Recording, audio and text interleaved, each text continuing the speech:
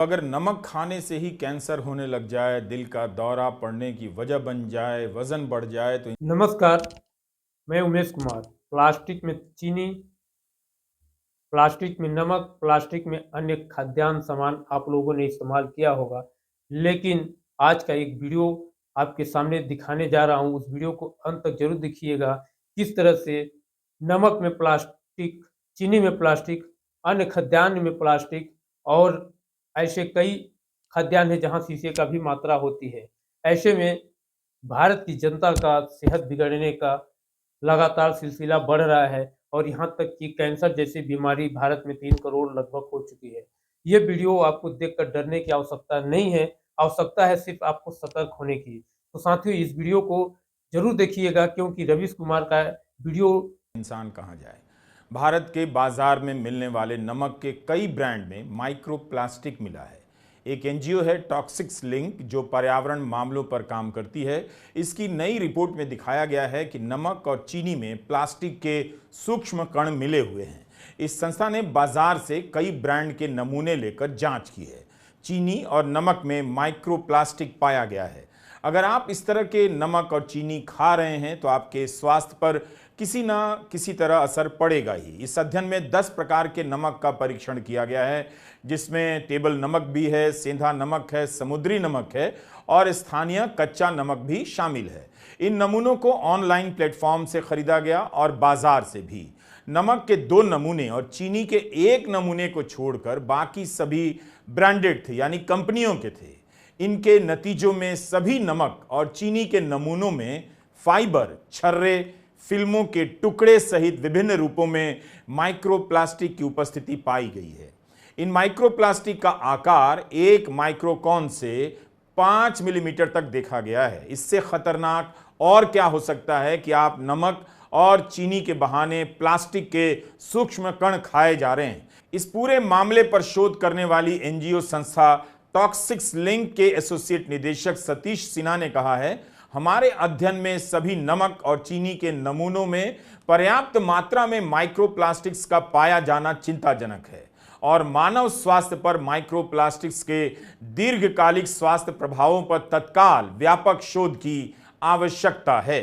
Microplastic क्या होता है? प्लास्टिक के बारीक कणों को माइक्रोप्लास्टिक कहा जाता है, जिनका आकार 5 मिलीमीटर से लेकर 1 माइक्रोमीटर तक होता है। 1000 माइक्रोमीटर से 1 मिलीमीटर बनता है, तो आप अंदाजा लगा सकते हैं कि यह कितना छोटा होता है और किस स्केल या पैमाने के स्तर की हम बात कर रहे हैं। इन्हें आंखों से शायद देखा भी नहीं जा सकता।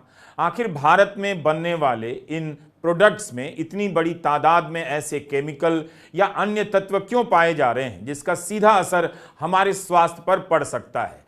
टॉक्सिक्स लिंक की रिपोर्ट में लिखा है कि हमारे शरीर के विभिन्न अंगों जैसे सिर के बाल, लार, थूक, फेफड़े, गुर्दे आदि में माइक्रोप्लास्टिक कण पाए गए हैं। इसके अलावा स्तन का दूध, प्लेसेंटा, नवजात शिशुओं में तिल्ली, गुर्दे, रक्त और वीर्य के नमूनों में भी। हमारे शरीर में 3 प्राथमिक मार्गों से ये प्लास्टिक के कण प्रवेश कर सकते हैं: निगलने से, सांस लेने से और सीधे त्वचा के संपर्क से। इस रिपोर्ट में सारा ब्यौरा दिया गया है कि कैसे और किस आधार पर जांच की गई है। वैज्ञानिक शोध और सोच यही है कि सबके सामने रख दिया जाए, जिससे कोई भी इस प्रणाली को देख सके, समझ सके और इसमें कोई शोध हो तो बदलाव कर सके। इसी से विज्ञान हर तरह के फालतू भेदभाव से ऊपर होता है। इस रिपोर्ट में अपने निष्कर्ष बताने से भी पहले इस अध्ययन की खामियों को भी सामने रखा गया है। यह भी वैज्ञानिक सोच का ही हिस्सा है। जैसे लिखा है कि केवल 15 सैंपल का होना कम है और भविष्य में शोध कार्य इसी कमी को दूर करने के लिए किया जा सकता है। टॉक्सिक्स लिंक ने अपनी रिपोर्ट में लिखा है कि नमक के 10 और चीनी के 5 नमूनों में से हर एक में प्लास्टिक के कण प्राप्त हुए हैं। 1 किलो नमक में 6 से 90 कण पाए गए हैं। इसमें से सबसे अधिक 90 कण आयोडीन युक्त नमक में पाए गए हैं। रिपोर्ट के अनुसार अधिक प्रोसेस किए गए आयोडीन युक्त नमक के नमूनों में प्लास्टिक के कणों की अधिक मात्रा पाई गई। यह कैसे होता है? नमक या चीनी में प्लास्टिक का कण कैसे प्रवेश कर गया? रिपोर्ट में इसका जवाब दिया गया है कि कच्चा नमक या सेंधा नमक की अपेक्षा आयोडीन युक्त नमक ज्यादा प्रोसेसिंग से गुजरता है। जब नमक में आयोडीन मिलाया जाता है, प्रसंस्कृत किया जाता है, इस दौरान नमक कई तरह की मशीनों और उपकरणों के संपर्क में आता है, तभी माइक्रोप्लास्टिक नमक का हिस्सा हो जाता है।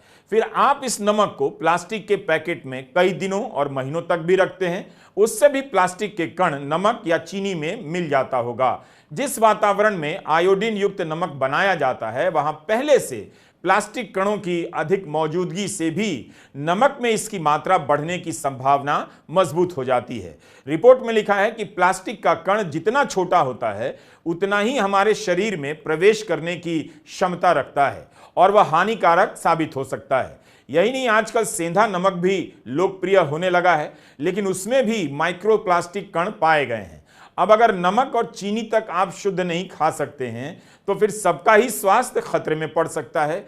कई बार हम अपनी बीमारी का कारण समझ नहीं पाते, कितना भी संयम से रहते हैं। नमक का प्रयोग तो किसी ना किसी मात्रा में करेंगे, सीमित मात्रा में ही सही। जब नमक में माइक्रोप्लास्टिक होगा तो जाहिर है शरीर के अंगों पर हानिकारक असर पड़ सकता है। हम नहीं जानते और न दावा कर सकते हैं कि किस वजह से कौन सी बीमारी होती है, लेकिन कैंसर की बीमारी देख रहे हैं कि इतनी तेजी से आसपास बढ़ती जा रही है। क्या इन कारणों को, इस तरह की रिपोर्ट को कोई भी हल्के में ले सकता है? जून 2024 में दैनिक भास्कर ने खबर की कि इस समय भारत में 2.6 करोड़ से ज्यादा कैंसर के मरीज हैं। 2025 तक यह संख्या 3 करोड़ हो सकती है। कैंसर के मामले में भारत बस चीन और अमेरिका से पीछे है। सालाना 15 लाख के करीब नए कैंसर के मरीज सामने आ रहे हैं। 2023 में कैंसर से होने वाली मौतों की संख्या 9.16 लाख थी। भारत में फेफड़ों के कैंसर में 90% मामलों में कैंसर का पता बाद के चरण में होता है, जबकि स्तन कैंसर में यह आंकड़ा 50% के करीब है। मुंह के कैंसर के 70% मामलों की पहचान एडवांस स्टेज पर पहुंचने पर होती है। इनमें 80% मामले ऐसे रहे जिनमें मरीज को जांच में देरी की वजह से बचाया नहीं जा सका। समय पर बीमारी का पता चले तो फिर इस बीमारी से लड़ा जा सकता है, लोग बाहर भी आते हैं। इसलिए नमक और चीनी में माइक्रोप्लास्टिक की खबर को छापकर भुला देने वाली खबर के तौर पर मत लीजिए, इन्हें चर्चाओं के केंद्र में लाइए। इसी साल 6 मई को डेक्कन हेरल्ड में चिरंजीवी कुलकर्णी की यह रिपोर्ट है, जिसमें बताया गया है कि यूरोपीय संघ के देशों ने 527 भारतीय उत्पादों में एथिलीन ऑक्साइड पाया है। यूरोपीय संघ द्वारा जिन 500 प्रोडक्ट्स को बैन किया गया, उनका इस अखबार ने विश्लेषण किया तो पाया कि 2019 से 24 के बीच भारत के 400 से अधिक उत्पाद असुरक्षित पाए गए। इसके अलावा आयुर्वेदिक सप्लीमेंट से लेकर हल्दी पाउडर तक ऐसे 14 उत्पाद पाए गए जिनमें बड़ी मात्रा में सीसा मौजूद था। सीसा होने से किडनी, मस्तिष्क और नर्वस सिस्टम को नुकसान पहुंचता है। भारत से निर्यात किए जाने वाले 6 उत्पादों में मछली थी, जिसमें मर्क्यूरी यानी पारा बड़ी मात्रा में पाई गई, जिससे नर्वस, पाचन और इम्यून सिस्टम को नुकसान पहुंच सकता है। जहां भी हानिकारक प्रोडक्ट्स पर प्रतिबंध लगाया गया, वहां भारतीय उत्पादों के नाम जरूर आए, लेकिन भारत में तो यही सब बिना रोक टोक के मिल रहे हैं। 140 करोड़ की आबादी वाले लोग खा रहे हैं। भारत में भी जांच की व्यवस्था है, होती रहती है, लेकिन हर जगह यह व्यवस्था कारगर तो नहीं। इतने सारे हानिकारक उत्पाद हमारे भोजन का हिस्सा बनते जा रहे हैं, जिसका सीधा असर हम लोगों के स्वास्थ्य पर पड़ सकता है। हांगकांग, सिंगापुर और नेपाल जैसे देशों ने कुछ महीने पहले भारत के मसाला बनाने वाली कंपनियों के उत्पादों पर पाबंदी लगाई थी। हांगकांग और सिंगापुर के अधिकारियों ने 2 बड़े भारतीय ब्रांड द्वारा निर्मित कुछ उत्पादों का परीक्षण किया और उनमें एथिलीन ऑक्साइड पाया। यह एक कीटनाशक है जिसका उपयोग खाद्य उत्पादों में नहीं किया जाता। यह कैंसर का कारण बन सकता है। हांगकांग ने 4 मसाला मिश्रणों को वापस भेजने का फैसला किया। सिंगापुर में एक और भारतीय ब्रांड के मसाले को बाजार से हटा दिया गया। इसे हटाते समय हांगकांग के खाद्य और पर्यावरण स्वच्छता विभाग के खाद्य सुरक्षा केंद्र ने एक बयान जारी कर कहा, उसने अपने नियमित खाद्य निगरानी कार्यक्रम के तहत परीक्षण के लिए खुदरा दुकानों से मसालों के नमूने एकत्र किए। नतीजों से पता चला इनमें एथिलीन ऑक्साइड था। हालांकि तब मसाला उत्पादक कंपनी की ओर से यही जवाब आया। विश्वास दिलाया गया कि वे निर्माण, संग्रहण से लेकर भंडारण तक पूरी प्रक्रिया में कहीं भी एथिलीन ऑक्साइड का इस्तेमाल नहीं करते हैं। दरअसल एथिलीन ऑक्साइड को एक घातक कीटनाशक माना जाता है। नेशनल कैंसर इंस्टीट्यूट अमेरिका के अनुसार कमरे के तापमान पर एथिलीन ऑक्साइड एक मीठी गंध वाली ज्वलनशील रंगहीन गैस है। इसका उपयोग मुख्य रूप से अन्य रसायनों के उत्पादन में किया जाता है और कम मात्रा में इसका उपयोग कीटनाशक और स्टरलाइजिंग एजेंट के रूप में भी किया जाता है, जिसका उपयोग कपड़ा, डिटर्जेंट, दवा, चिपकने वाले पदार्थ और घोल बनाने में होता है। International agency for research on cancer ने बताया है कि एथिलीन ऑक्साइड को समूह एक कार्सिनोजेन के रूप में वर्गीकृत किया गया है, जिसका अर्थ है यह निष्कर्ष निकालने के लिए पर्याप्त सबूत हैं कि यह मनुष्यों में कैंसर का कारण बन सकता है। लंबे समय तक रसायन के संपर्क में रहने वालों को आंखों, त्वचा, नाक, गले, फेफड़ों में जलन और मस्तिष्क और तंत्रिका तंत्र को नुकसान हो सकता है। विदेशों में भारतीय ब्रांड के मसालों पर लग रहे पाबंदी के बाद भारत की खाद्य नियामक संस्था FSSAI ने उन कंपनियों के सैंपल की जांच की तो एथिलीन ऑक्साइड नहीं पाया गया। हालांकि मसालों में हो रहे मिलावट को लेकर कई देशों में जब भारतीय प्रोडक्ट पर बैन लगे तब FSSAI ने भी देश भर में 111 मसाला उत्पादकों के मैन्युफैक्चरिंग लाइसेंस रद्द कर दिए। तत्काल उत्पादन बंद करने का निर्देश दिया गया। जिन निर्माताओं के लाइसेंस रद्द हुए उनमें से अधिकांश केरल और तमिलनाडु से हैं। यहां तक कि गुजरात, महाराष्ट्र और मध्य प्रदेश की भी कई कंपनियां जांच के दायरे में हैं। पर जिन कंपनियों के लाइसेंस रद्द किए गए उनमें ज्यादातर छोटी कंपनियां थीं। बड़ी कंपनियों पर कोई कार्रवाई नहीं हुई। हमें बताया जाता है कि पैकेट बंद खाद्य में पैकेट के पीछे बारीक बारीक अक्षरों में जो कुछ भी लिखा होता है, खरीदने से पहले उसकी जांच करनी चाहिए, पढ़ लेना चाहिए। क्या हम ऐसा करते हैं? और मान लीजिए अगर हम ऐसा कर भी लें तो क्या हमारा इतना करना भी निश्चित करता है कि अब हमारे खाने में कोई मिलावट नहीं है? क्या हर व्यक्ति जानता है कि जो लिखा है उसे कैसे पढ़ना है और उसका क्या मतलब है, स्वास्थ्य पर क्या असर पड़ेगा?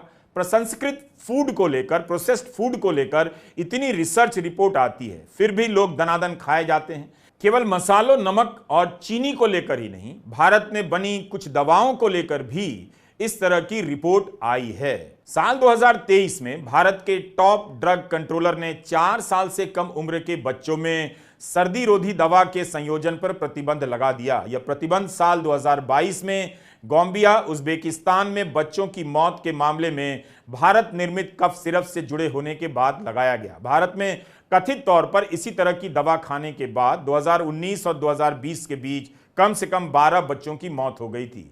भारतीय कफ सिरप पिछले साल जांच के दायरे में आ गए जब WHO ने 4 भारत निर्मित कफ सिरप पर वैश्विक चेतावनी जारी कर दी, जो कथित तौर पर गाम्बिया में 66 बच्चों की मौत से जुड़े थे।